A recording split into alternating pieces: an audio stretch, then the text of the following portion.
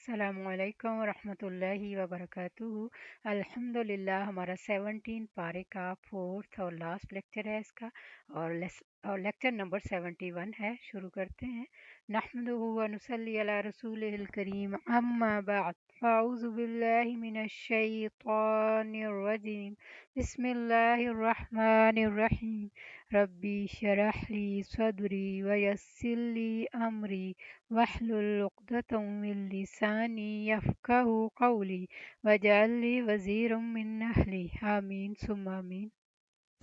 نیز یہ کہ لوگوں میں حج کا عام اعلان کر دو کہ وہ تمہارے پاس ہر دور دراز مقام سے پیدل اور چھریرے بدن کے اونٹوں پر سوار ہو کر آئیں، تاکہ لوگ وہ فائدے مشاہدہ کریں جو ان کے لیے یہاں رکھے گئے ہیں، اور جو جانور ہم نے انہیں عطا کیے ہیں ان پر مقررہ دنوں میں اللہ کا نام لیں، یعنی ان کو ذبح کریں، پھر انہیں خود بھی کھائیں اور تنگ دست محتاج کو بھی کھلائیں۔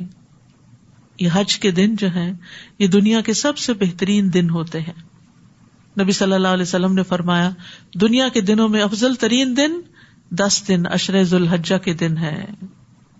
ان دنوں میں کیا ہوا نیک عمل اللہ کو سب سے زیادہ پسند ہے، اور ان 10 دنوں میں کثرت سے اللہ کا ذکر کرنے کا حکم دیا گیا ہے۔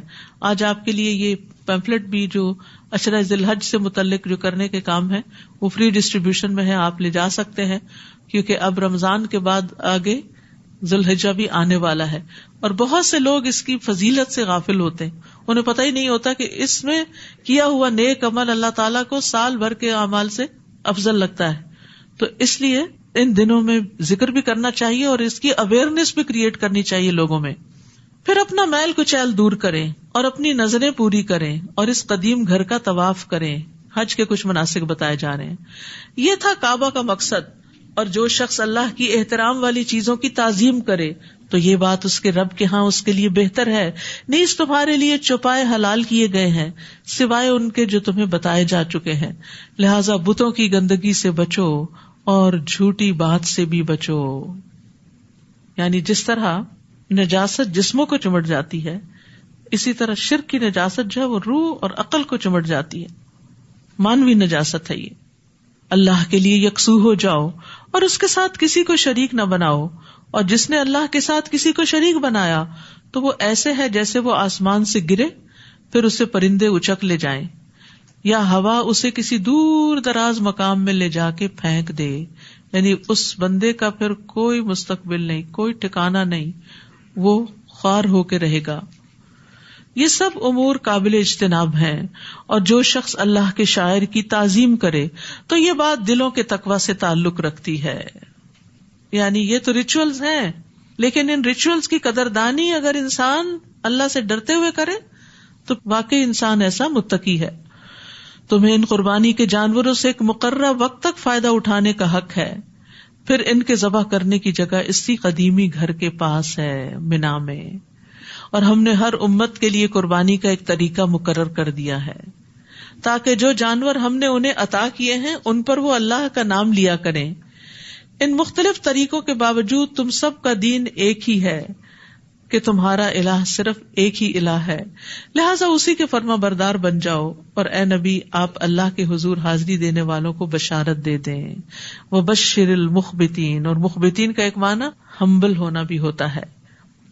کون ہے یہ مخبتین؟ عاجزی کرنے والے۔ الذین اذا ذکر اللہ وجلت قلوبہم، یہ وہ لوگ ہیں کہ جب اللہ کا ذکر کیا جائے تو ان کے دل دہل جاتے، یعنی اللہ سے ڈرتے ہیں۔ ہم بھی اپنے دلوں کا جائزہ لیں کہ کیا ہم اس کیٹیگری میں شامل ہوتے ہیں، اور اگر انہیں کوئی مصیبت پہنچے تو اس پر صبر کرتے ہیں، یعنی اللہ سے ناراض نہیں ہوتے، غلط باتیں منہ سے نہیں نکالتے، اور نماز قائم کرتے ہیں، نماز سے مدد لیتے ہیں، اور جو کچھ ہم نے انہیں دے رکھا ہے اس میں سے خرچ کرتے ہیں۔ تو مخبتین کی 4 صفات ہیں: اللہ کے ذکر کے وقت دلوں کا کانپ اٹھنا، اللہ کے راستے میں پہنچنے والی تکلیفوں پہ صبر کرنا، نماز قائم کرنا اور مال خرچ کرنا۔ اور قربانی کے اونٹوں کو ہم نے تمہارے لیے اللہ کے شاعر بنا دیا جن میں تمہارے لیے بہتری ہے، لہذا ذبح کرتے وقت انہیں صف بستہ کھڑا کر کے لائن میں ان پر اللہ کا نام لو، یہ تو آپ کو معلوم ہے نا کہ اونٹ کو کھڑا کر کے ذبح کیا جاتا ہے, اس کا بایاں گھٹنا باندھ دیا جاتا ہے تاکہ وہ رسی توڑا کے بھاگے نہیں جب اس کو برچھی لگے, اور 3 ٹانگوں پہ وہ کھڑا ہوتا ہے تو چھپا کے برچھی لائی جاتی ہے, اور جس کا نشانہ اچھا ہو اچانک آ کے اس کے حلق میں مارتا ہے تو وہاں سے خون کا فوارہ چھوٹ پڑتا ہے, اور پھر اس کے بعد جب زیادہ خون نکل جاتا ہے تو وہ اونٹ پہلو کے بل گر جاتا ہے, جس کی یہاں ڈسکرپشن بیان ہوئی ہے. لہذا ذبح کرتے وقت انہیں صف بستہ کھڑا کر کے ان پر اللہ کا نام لو, پھر جب ان کے پہلو زمین پر ٹک جائیں یعنی وہ گر جائیں تو انہیں خود بھی کھاؤ اور قناعت کرنے والے کو بھی, یعنی جو نہیں مانگتا, اور مانگنے والے کو بھی کھلاؤ, سب کو دو. یعنی جو عید کا گوشت ہوتا ہے اس میں سبھی کا حصہ ہوتا ہے, بانٹ کے کھانا چاہیے اس کو. ہم نے ان جانوروں کو ایسے ہی تمہارے لیے تابع بنا دیا تاکہ تم اللہ کے شکر گزار بنو, ورنہ اونٹ جیسا جانور بھلا تم قربان کر سکتے تھے اور کھا سکتے تھے. اور جانور ذبح کرتے وقت ایک اور شرط بھی ہے, وہ کیا ہے؟ اللہ کا نام لینا. لن ينال اللہ لحومها ولا دماؤها ولكن يناله التقوى منكم. اللہ کو قربانی کے جانوروں کا نہ تو گوشت پہنچتا ہے نہ خون پہنچتا ہے, بلکہ اسے تو تمہارا تقویٰ پہنچتا ہے کہ تمہارے دل میں کیا تھا, کتنی محبت کے ساتھ اللہ کے لیے اس کو قربان کیا, جو سمبل ہے اس بات کا کہ یا رب ہم اپنا آپ, اپنی انا اور اپنی خواہشات کو بھی تیری خاطر قربان کر سکتے ہیں, کیونکہ ان سب کا مرکز دل ہوتا ہے نا. اسی طرح ہم نے انہیں تمہارے تابع کر دیا تاکہ اللہ نے جو راہ تمہیں دکھائی ہے اس کے شکر کے طور پر اس کی بڑائی بیان کرو. اور اے نبی صلی اللہ علیہ وسلم, آپ نیکوکار لوگوں کو بشارت دے دیجئے. وبشر المحسنین ان اللہ یدافع عن الذین آمنوا ان اللہ لا يحب كل خوان کفور. جو لوگ ایمان لائے ہیں بلا شبہ اللہ تعالیٰ ان کی طرف سے دشمنوں کی مدافعت کرتا ہے. یقیناً اللہ کسی خائن اور ناشکرے کو پسند نہیں کرتا. جن لوگوں سے لڑائی کی جاتی رہی ہے انہیں اب لڑائی کی اجازت دی جاتی ہے. یعنی مسلمانوں کو مکہ میں جواب دینے کی اجازت نہیں تھی, وہ ظلم میں پس بھی رہے تھے کیونکہ کمزور تھے, لیکن مدینہ آ کر پھر انہیں واپس جواب دینے کی اجازت مل گئی کیونکہ وہ مظلوم ہیں, اور اللہ یقیناً ان کی مدد پر قادر ہے. جنہیں ان کے گھروں سے ناحق نکالا گیا سوائے اس کے کہ وہ کہتے ہیں کہ ہمارا رب اللہ ہے, اور اگر اللہ ایک دوسرے کے ذریعے لوگوں کی مدافعت نہ کرتا رہتا تو خانقاہیں, گرجے, عبادت گاہیں اور مساجد جن میں اللہ کو کثرت سے یاد کیا جاتا ہے مسمار کر دی جاتی. اور اللہ ایسے لوگوں کی ضرور مدد کرتا ہے جو اس کے دین کی مدد کرتے ہیں. یہ وعدہ ہے اللہ کا, وَلَيَنْصُرَنَّ اللَّهُ مَن يَنْصُرُهُ. اللہ یقیناً بڑا طاقتور اور سب پر غالب ہے. اللہ کے دین کی مدد کرنے والے وہ لوگ ہیں کہ اگر ہم انہیں زمین میں اقتدار بخشیں تو وہ نماز قائم کریں, زکوٰۃ ادا کریں, بھلے کاموں کا حکم دیں اور برے کاموں سے روکیں, اور سب کاموں کا انجام تو اللہ کے ہاتھ میں ہے.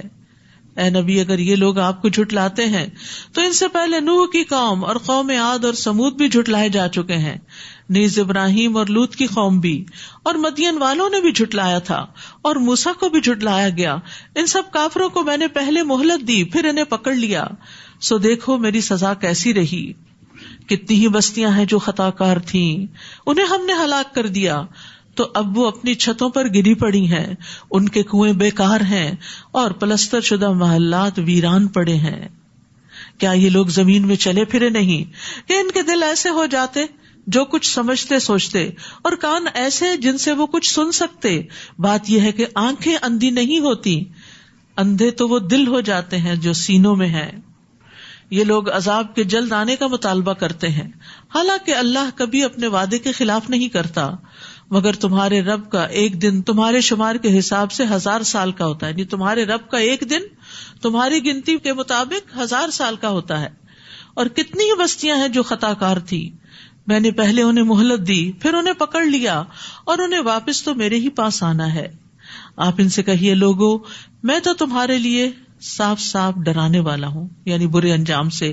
سو جو لوگ ایمان لے آئے اور انہوں نے نیک عمل کیے ان کے لیے تو بخشش بھی ہے اور عزت کی روزی بھی, اور جو لوگ ہماری آیات کو نیچا دکھانے کی کوشش میں لگے ہوئے ہیں تو یہی لوگ اہل جہنم ہیں.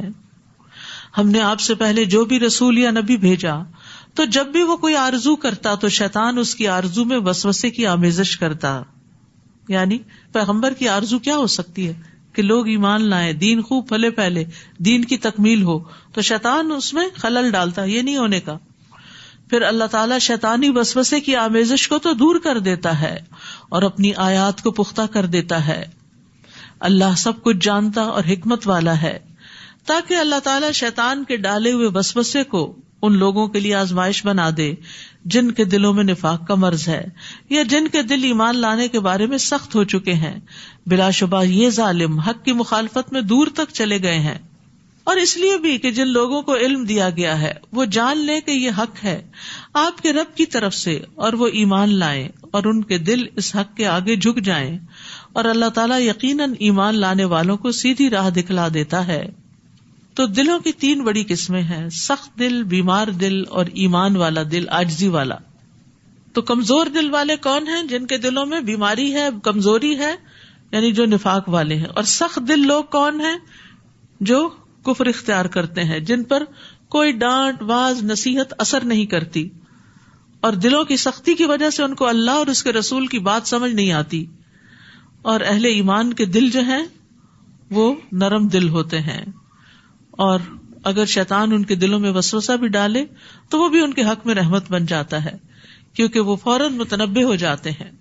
اور کافر تو ہمیشہ اس حق سے شک میں ہی پڑے رہیں گے تاکہ ان پر یا تو یکدم قیامت کی گھڑی آ پہنچے یا کسی منحوس دن کا عذاب ان پر نازل ہو. اس دن حکومت اللہ ہی کی ہوگی, وہ ان کے درمیان فیصلہ کر دے گا. تو جو لوگ ایمان لائے اور جنہوں نے نیک عمل کیے تو وہ نعمتوں والے باغات میں ہوں گے, اور جنہوں نے کفر کیا اور ہماری آیات کو جھٹلایا تو ایسے لوگوں کے لیے رسوا کرنے والا عذاب ہوگا.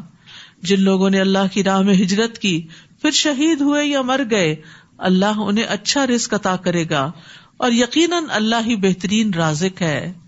وہ انہیں ایسی جگہ داخل کرے گا جس سے وہ خوش ہو جائیں گے, اور اللہ یقیناً سب کچھ جاننے والا ہے, بردبار ہے. یہ تو ان لوگوں کا معاملہ ہے. اور جو شخص اتنا ہی بدلہ لے جتنی اس پر سختی ہوئی تھی, پھر اثر نو اس پر زیادتی کی جائے تو اللہ اس کی مدد کرے گا. بلا شبہ اللہ تعالیٰ معاف کرنے والا اور درگزر کرنے والا ہے. یعنی اللہ تعالیٰ ہر مظلوم آدمی کی مدد فرماتا ہے. نبی صلی اللہ علیہ وسلم نے فرمایا, مظلوم کی بد دعا سے بچو کیونکہ وہ بادلوں پر اٹھائی جاتی ہے. اللہ تعالیٰ فرماتا ہے, مجھے میری عزت اور میرے جلال کی قسم, میں ضرور تمہاری مدد کروں گا اگرچہ تھوڑی دیر بعد ہی کروں. تو ظلم کیا ہوتا ہے؟ کسی زیادتی کا آغاز کرنا.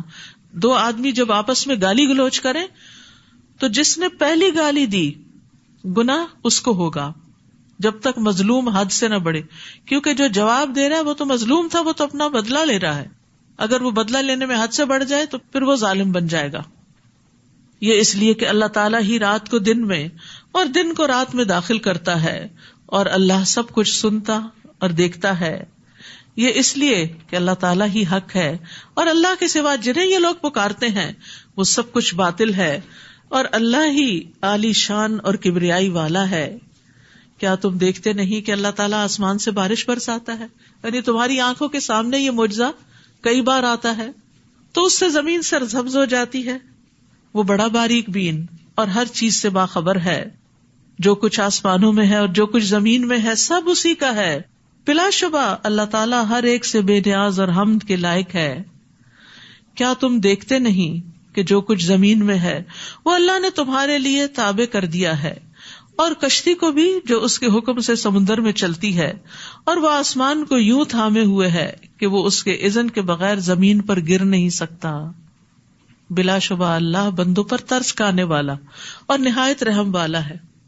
آسمانوں کو پکڑنے کے لیے کوئی پلر اور ستون نہیں ہے, یہ اللہ کی طاقت سے رکا ہوا ہے, اللہ کی قدرت سے کنٹرول میں ہے. تو اس لیے انسان کو ڈرتے رہنا چاہیے اللہ کی نافرمانیوں سے. هو الذی احیاکم ثم یمیتکم ثم یحییکم ان الانسان لکفور. وہی تو ہے جس نے تمہیں زندگی دی, پھر تمہیں موت دیتا ہے, پھر تمہیں دوبارہ زندہ کرے گا. اور حقیقت یہ ہے کہ انسان بڑا ہی منکر حق ہے. لِكُلِّ أُمَّةٍ جَعَلْنَا مَنسَكًا هُمْ نَاسِكُوهُ، ہم نے ہر امت کے لیے عبادت کا ایک طریقہ مقرر کیا ہے جس پر وہ چلتے ہیں، لہٰذا انہیں اس معاملے میں آپ سے جھگڑنا نہیں چاہیے. آپ اپنے رب کی طرف دعوت دیں، بلا شبہ آپ سیدھے رستے پر ہیں. وَإِن جَادَلُوكَ فَقُلِ اللَّهُ أَعْلَمُ بِمَا تَعْمَلُونَ، اور اگر وہ آپ سے جھگڑا کریں تو آپ ان سے کہیے کہ جو کچھ تم کر رہے ہو اللہ اس سے خوب جانتا ہے. ضد بازی کا کیا جواب ہونا چاہیے؟ یہاں ایک بڑا اچھا ادب بیان کیا گیا ہے جو اللہ تعالیٰ اپنے بندوں کو سکھاتا ہے کہ جب کوئی شخص ضد کرے، بحث کرے، جھگڑے میں الجھے تو اس کو جواب نہ دیا جائے، نہ مناظرہ کیا جائے، اور کیا کہا جائے جو اللہ تعالیٰ نے اپنے نبی کو سکھایا، فَقُلِ اللَّهُ أَعْلَمُ بِمَا تَعْمَلُونَ. جو کچھ تم کر رہے ہو نا یہ سب اللہ کو پتا ہے. اللہ سے ڈرو. اللہ یحکم بینکم یوم القیامۃ فیما کنتم فیہ تختلفون، اللہ ہی قیامت کے دن تمہارے درمیان ان باتوں کا فیصلہ کرے گا جن میں تم اختلاف کر رہے ہو. کیا تم نہیں جانتے کہ اللہ وہ سب کچھ جانتا ہے جو آسمانوں اور زمین میں ہے؟ بلا شبہ یہ سب کچھ ایک کتاب یعنی لوح محفوظ میں درج ہے، اور اللہ کے لیے یہ بات بہت آسان ہے. یہ لوگ اللہ کے علاوہ ان کی عبادت کرتے ہیں جن کے لیے نہ تو اللہ نے کوئی دلیل اتاری ہے اور نہ ہی خود انہیں کچھ علم ہے. ان ظالموں کا کوئی بھی مددگار نہ ہوگا. اور جب ان پر ہماری آیات پڑھی جاتی ہیں تو آپ ان کے چہروں پر ناگواری کے آثار دیکھتے ہیں. ایسا معلوم ہوتا ہے کہ ابھی وہ ان لوگوں پر جھپٹ پڑے جو انہیں ہماری آیات سناتے ہیں. آپ ان سے کہیے میں آپ کو بتاؤں اس سے بدتر چیز کیا ہے؟ آگ جس کا اللہ نے کافروں سے وعدہ کر رکھا ہے اور وہ بہت برا ٹھکانہ ہے. یا ایھا الناس ضرب مثل فاستمعوا لہ، لوگوں تم سے ایک مثال بیان کی جاتی ہے، اسے ذرا غور سے سنو. اگر نیند آ رہی ہے تو اٹھ جائیں. جن لوگوں کو تم اللہ کے سوا پکارتے ہو اگر وہ سارے بھی اکٹھے ہو جائیں تو ایک مکھی بھی نہیں بنا سکتے، اور اگر مکھی ان سے کوئی چیز چھین لے جائے تو اسے چھڑا بھی نہیں سکتے، کیونکہ مکھی جو کچھ لیتی ہے فوراً اندر لے جاتی، اس کے منہ پہ نہیں لگا رہتا کہ آپ واپس پکڑیں. چاہنے والا بھی ناتوان، اور جس سے مدد طلب کی جا رہی ہے وہ بھی ایسا ہی ناتواں. یعنی جو لوگ غیر اللہ سے مدد مانگتے ہیں وہ انتہائی کمزور ہیں، اور بت اور جو معبود ہیں وہ بھی انتہائی کمزور ہیں. لہٰذا ان کی مدد کہاں سے ہوگی، کیونکہ ان کے پاس تو کوئی طاقت ہی نہیں. اتنے کمزور کہ سارے مل جائیں اور مل کے اگر اتنی سی چیز بنانا چاہیں تو نہیں بنا سکتے. تو جو ایک مکھی نہیں بنا سکتا وہ آپ کا بڑے سے بڑا مشکل کام کیسے کرے گا؟ سوچنے کی بات ہے نا. یعنی آپ کس کے پاس جاتے ہیں مشکل وقت میں؟ جس کو آپ اپنے سے زیادہ قابل سمجھتے ہیں، طاقتور سمجھتے ہیں. آپ سمجھتے ہیں کہ وہ آپ کی مدد کرے گا، آپ بے بس ہو چکے ہیں، اب وہ آپ کو سپورٹ دے گا. لیکن جن کے پاس لوگ جا رہے ہیں، چاہے وہ قبروں میں پڑے ہوئے لوگ ہیں یا بت ہیں یا اور مخلوقات ہیں جن کو وہ پوچھتے ہیں، جن کے آگے سجدے کرتے ہیں، جن سے وہ فریادیں کرتے ہیں کہ ہماری مشکل کو پہنچے.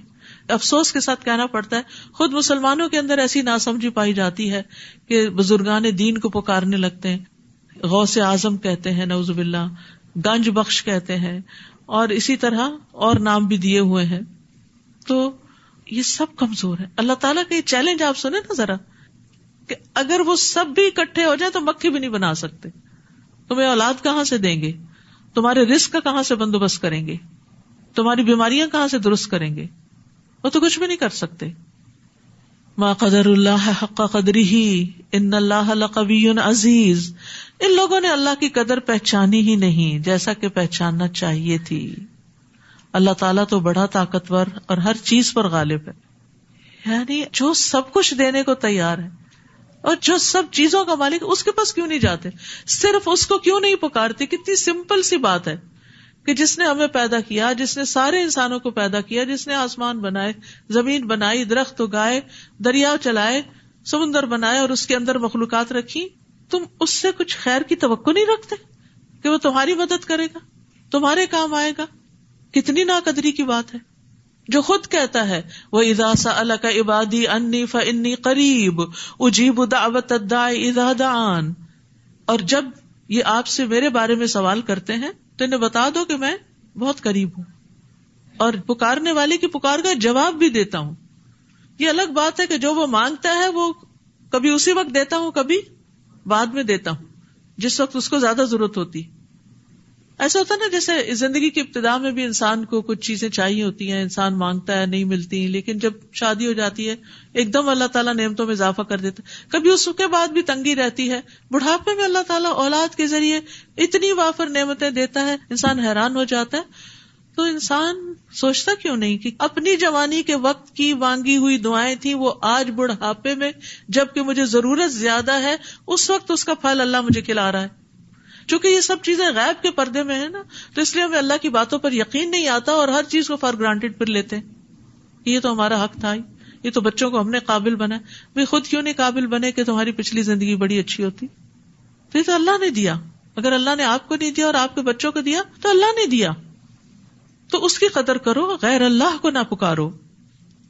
اللہ یستفی من الملائکۃ رسلا ومن الناس ان اللہ سمیع بصیر. اللہ پیغام رسانی کے لیے فرشتوں میں سے بھی رسول چن لیتا ہے اور لوگوں میں سے بھی جو اللہ کے میسجز لاتے ہیں. بے شک اللہ سب کچھ سننے والا اور دیکھنے والا ہے. فرشتوں میں سے اللہ نے جبریل علیہ السلام کو چنا اور انسانوں میں سے اللہ نے دیگر انبیاء کے ساتھ محمد صلی اللہ علیہ وسلم کو چنا. عبداللہ بن مسعود کہتے ہیں کہ بے شک اللہ نے بندوں کے دلوں پہ نظر فرمائی تو قلب محمد کو بندوں کے دلوں میں سب سے بہتر پایا صلی اللہ علیہ وسلم. تو اس لیے اللہ نے ان کو اپنے لیے منتخب کر لیا اور انہیں پیغمبری کا شرف عطا کر کے مبعوث فرمایا. پھر قلب محمد کے بعد بندوں کے دلوں پہ نظر فرمائی تو آپ صلی اللہ علیہ وسلم کے صحابہ کے دلوں کو بندوں کے دلوں میں سب سے بہتر پایا. چنانچہ اللہ نے انہیں اپنے نبی کا وزیر بنا دیا. تو اگر آپ چاہتے ہیں اللہ آپ کو چنے تو اپنے دل کو اللہ کی محبت کے لیے خالص کر لیں، اپنے نیکی کے کام صرف اللہ کے لیے خاص کریں، لوگوں کی نفرتیں دلوں سے نکال دیں. پھر آپ دیکھیں کہ اللہ تعالیٰ آپ کو کیسے کیسے نیکی کے کاموں کے مواقع عطا کرتا ہے. ہم بعض اوقات سب کو بلا کے ایک سے خار رکھ بیٹھتے ہیں، اسی کو معاف نہیں کرتے، سب کیے کرا پہ پانی پھر جاتا ہے. وہ آخری کانٹا بھی نکال دیں، معاف کریں، آگے چلیں، اللہ کی محبت حاصل کریں، نیکیوں کے مواقع حاصل کریں. یہ کمائی کا وقت اور دن اور موقع ہے. وہ اسے بھی جانتا ہے جو کچھ ان کے سامنے ہے اور اسے بھی جو ان سے اوجھل ہے، اور تمام معاملات اسی کی طرف لوٹائے جاتے ہیں. اے لوگو جو ایمان لائے ہو، رکوع کرو اور سجدہ کرو اور اپنے رب کی عبادت کرو اور نیک کام کرو تاکہ تم کامیاب ہو سکو، اور اللہ کی راہ میں جہاد کرو جیسا کہ جہاد کرنے کا حق ہے. اس نے تمہیں اپنے دین کے کام کے لیے چن لیا ہے اور دین میں تم پر کوئی تنگی نہیں رکھی. یہ تمہارے باپ ابراہیم کا دین ہے. اللہ نے اس سے پہلے بھی تمہارا نام مسلم رکھا تھا اور اس قرآن میں بھی مسلم ہے. یعنی ہمارا نام کیا ہے؟ مسلم. یہ فرقہ وارانہ نام لوگوں نے خود رکھ لیے تاکہ رسول تم پر گواہ ہو اور تم لوگوں پر گواہ ہو. لہذا نماز قائم کرو اور زکوٰۃ دو اور اللہ کے دین کو مضبوطی سے تھامے رکھو. وہی تمہارا کارساز ہے، وہی تمہارا مولا ہے. وہ کتنا اچھا مولا ہے، کتنا اچھا مددگار ہے. تو یاد رکھیے کہ انسان سب کچھ ہوتے ہوئے بھی اگر اپنے آپ کو اللہ کے دین کے لیے خالص نہیں کرتا تو خسارے میں ہے. اسی لیے یہاں کہا کہ اللہ کی راہ میں ایسے کوشش کرو، ایسے محنت کرو، ایسے جہاد کرو جیسے حق ہے کرنے کا. حق کیسے ادا ہوتا ہے؟ حق تو ادا نہیں ہو سکتا، لیکن اخلاص کے بغیر کوششیں بیکار ہیں. یعنی صرف اوپر اوپر کی بھاگ دوڑ نہیں، اخلاص کے ساتھ بھاگ دوڑ، اللہ کے دین کی خدمت، اس کے لیے محنت. چھوٹا سا بھی کوئی کام ہو، چاہے مسجد کا جھاڑو ہی کیوں نہ ہو، چاہے پیسے گن کے بینک میں جمع کرانا ہی کیوں نہ ہو، چاہے کرسی پہ بیٹھ کے پڑھانا ہی کیوں نہ ہو، چاہے لوگوں کو بلانا ہی کیوں نہ ہو. یعنی کسی بھی طرح جب خالصتاً اللہ کی رضا کے لیے انسان اللہ کے دین کی مدد کرتا ہے تو وعدہ کیا؟ اللہ ضرور ان کی مدد کرے گا. اور پھر اخلاص میں کیا ہے؟ اسلام، اپنا آپ اللہ کے سپرد کر دینا. اور یہاں پر اس نے تمہارے لیے دین میں کوئی تنگی نہیں رکھی. حقیقت ہے ہمارے دین میں تنگی نہیں ہے. کس طرح اللہ نے وضو نہیں کر سکتے تو تیمم کی سہولت رکھی ہے، کھڑے ہو کے نماز نہیں پڑھ سکتے تو بیٹھ کے پڑھنے کی اجازت دی ہے. کس طرح سفر میں 4 رکعتوں کو 2 رکعتیں کر دیا ہے. بیمار ہو، مریض ہو، سفر پر ہو تو روزے چھوڑ کے باقی دنوں میں پورے کر سکتے ہیں. حج میں آسانیاں پیدا کی. رسول اللہ صلی اللہ علیہ وسلم حجۃ الوداع میں مینا میں ٹھہرے ہوئے تھے تاکہ لوگ آپ سے مسائل پوچھ سکیں. ایک شخص آیا، اس نے کہا مجھے خیال نہیں رہا، میں نے ذبح سے پہلے سر منڈا لیا. آپ نے بولا کوئی بات نہیں، اب ذبح کر لو. دوسرا ہے کہا میں نے لا علمی میں کنکریاں مارنے سے پہلے قربانی کر لی. آپ نے فرمایا کوئی حرج نہیں, اب رمی کر لو. نبی صلی اللہ علیہ وسلم سے جس چیز کا بھی سوال کرتے جو کسی نے آگے پیچھے کر لی ہوتی تھی تو آپ یہی فرماتے کوئی حرج نہیں, اب کر لو. وما جعل علیکم فی الدین من حرج, تمہارے لیے دین میں تنگی نہیں رکھی. ایز لانگ ایز تم اللہ کے لیے خالص ہو کے وہ کر رہے ہو جو تمہیں کرنا چاہیے, وہ روزوں کی گنتی پوری کر لو, نمازوں کی گنتی پوری کرو, مناسک حج کی گنتی پوری کرو, کرنے کا کام کرو, لیکن اس میں سہولت بھی دی گئی. پھر اسی طرح صدقے میں بھی آپ دیکھیں کتنی اپرچونٹیز, کتنی ورائٹی دی گئی. جس وقت جہاں جو موقع ہو وہاں انسان اس کے مطابق کرتا رہے. پھر جس کے پاس مال نہیں, کیونکہ پھر انسان کے اندر وہ آتا ہے نا کہ میرے پاس تو کچھ ہے نہیں دینے کو, میں کیا کروں. فرمایا ہر تسبیح صدقہ ہے, ہر تکبیر صدقہ ہے, ہر تحمید صدقہ ہے, ہر تحلیل صدقہ ہے, لا الہ الا اللہ پڑھنا صدقہ ہے, نیکی کا حکم دینا اور برائی سے منع کرنا صدقہ ہے, یعنی لوگوں کو دین کی طرف بلانا یہ بھی صدقے کا کام ہے تمہارے لیے, اور تمہارے ہر ایک کی شرمگاہ میں صدقہ ہے. یعنی وائف کا اپنے ہسبینڈ کی خواہش یا شوہر کا بیوی کی خواہش پوری کر دینا بھی صدقہ ہے. یعنی بعض اوقات انسان دل تنگ ہوتا ہے نا, کوئی بھی کام ہو جس میں انسان کی اپنی مرضی نہ ہو لیکن دوسرے کا بہت دل چاہ رہا ہو. کبھی کوئی آپ کو فرمائش کر دیتا مجھے یہ چیز بنا دے, کسی کی خوشی کی خاطر اپنا آرام قربان کر دینا یہ بھی صدقہ ہوتا ہے. تو یہ سب صدقات جب انسان اللہ کے لیے کرتا ہے, بڑے سے بڑا کام, چھوٹے سے چھوٹا کام, تو اللہ سبحانہ وتعالیٰ تو ہمارے دل دیکھتا ہے اور ہمارے عمل کو دیکھتا ہے کہ وہ کیسے کیا گیا. پھر اسی طرح طہارت کے مسائل میں بھی آسانی ہے. عبداللہ بن ابی قیس کہتے ہیں کہ میں نے عائشہ رضی اللہ عنہا سے سوال کیا وطر کے بارے میں, پھر آگے حدیث بیان کی. میں نے پوچھا آپ جنابت کی صورت میں کیا کرتے تھے, کیا سونے سے پہلے غسل فرماتے یا غسل سے پہلے سوتے؟ انہوں نے جواب دیا آپ یہ سب کر لیتے, کبھی نہا کر سوتے اور کبھی وضو کر کے سو جاتے. میں نے کہا اللہ کا شکر ہے جس نے دین کے معاملے میں وسعت رکھی ہے, یعنی کام کرنے کے بتا دیے. پھر ٹائم بھی ایک مقرر, مثال کے طور پہ آپ دیکھیے نماز کا ٹائم, ہر دو نمازوں کے بیچ میں کم از کم ایک ایوریج ڈے میں 1.5 گھنٹے کا وقفہ تو ہوتا ہی ہے, مغرب اور عشاء کے بیچ میں یا عصر اور مغرب کے بیچ میں. یہاں تو ماشاءاللہ دن لمبے ہیں تو زیادہ وقت بھی مل جاتا, یعنی اس میں کافی کھلا وقت ہوتا ہے نماز ادا کرنے کا. اسی طرح باقی کام کرنے کا بھی, سال میں ایک دفعہ زکات دینے کے لیے, یعنی پورا سال جو آ رہا ہے جا رہا ہے کوئی زکات نہیں, ملینز آئے ملینز گئے کوئی زکات نہیں اگر سال کے آخر میں کچھ نہیں بچا. کتنی سہولت ہے. ہاں اگر جمع کر کے رکھتے ہیں تو پھر تمہارے لیے نہیں, یہ سب کچھ اس میں اوروں کا بھی حصہ ہے. تو ہمارے دین میں بڑی وسعت ہے, بڑی خوبصورتی ہے, اس کو پڑھنے سمجھنے اور اس پر عمل کرنے کی ضرورت ہے. وآخر دعوانا ان الحمد للہ رب العالمین. سبحانک اللہم و بحمدک اشہد ان لا الہ الا انت استغفرک و اتوب الیک.